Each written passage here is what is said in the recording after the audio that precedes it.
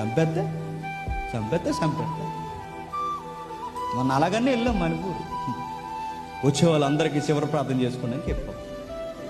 సహోదరులందరూ పాట పాడారు. అటు నుంచి ఇటు ఈ కుకీ ఏరియా నుంచి ఇంపాల్ నుంచి దాటి లోపలికి రావాలి. ఆ ఏరియా లోపలికి వస్తున్నప్పుడు పాట పాడారు. పరదేశులము ప్రియులారా పురమిది కాదిప్పుడు.